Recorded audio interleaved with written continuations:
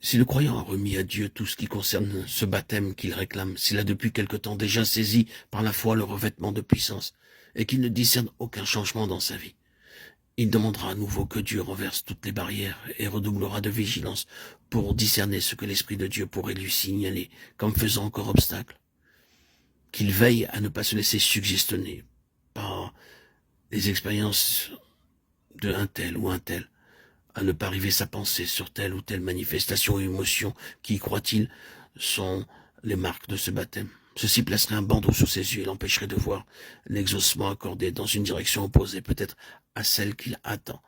C'est ici que le croyant peut inconsciemment donner prise aux esprits mauvais.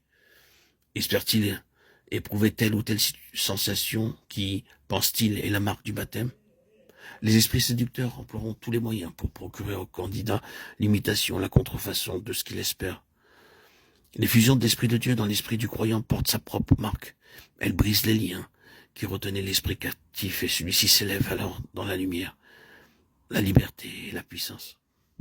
Les résultats de ce baptême, c'est pour celui qui le reçoit la liberté d'expression pour rendre témoignage. Et chez les auditeurs, cette conviction de péché qui est le but ultime de la venue du Saint-Esprit. Les croyants que le Saint-Esprit forme et enseigne en vue de ce revêtement de puissance doivent continuer à servir le Seigneur là où ils se trouvent déjà. Ils doivent continuer à travailler fidèlement selon le degré de lumière qu'ils ont atteint et faire usage de toute la mesure de grâce qui leur a été départie. Car c'est dans le sentier de la fidélité que le Seigneur leur donnera l'assurance de ce qu'ils souhaitent. Dieu le veut ainsi, et c'est là l'une des lois de son royaume. Les siens doivent mettre en valeur ceux qu'il a déjà donnés avant qu'il donne davantage. Le croyant doit donner la preuve de son obéissance à Dieu en tout ce qu'il a et tout ce qu'il sait déjà, là où il se trouve. Ceci est impératif. Il s'exercera à lire ce qui se passe en son esprit, à prendre garde aux indications de l'esprit. Il veillera aussi à exercer son intelligence et son jugement, tout en comptant sur l'Esprit de Dieu pour illuminer l'une et l'autre faculté. Enfin, par l'étude de la parole de Dieu, il apprendra à connaître toujours plus la pensée du Seigneur.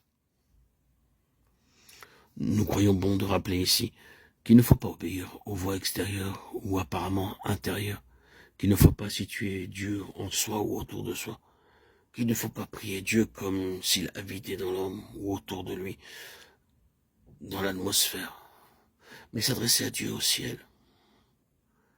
De nos jours, le baptême du Saint-Esprit confère-t-il encore le don des langues? Certaines personnes répondent oui, mais les vérités que nous exposons dans ces audios démontrent qu'aussi longtemps que l'Église de Christ ne sera pas mieux au fait des contrefaçons des esprits du mal, tant qu'elle ne connaîtra pas mieux les lois qui permettent leur intervention, on ne saurait accepter en toute sécurité les témoignages à cet effet. Nous ne nous étendrons pas sur ce sujet. Le don des langues, les contrefaçons de ce don ne sont qu'une fraction des innombrables contrefaçons sataniques qui enveloppent de leur mailles serrées les enfants de Dieu en ce siècle. Il nous est impossible de les énumérer toutes. Celui qui ne se laisse pas séduire sur un point peut se laisser induire en erreur sur tel ou tel autre.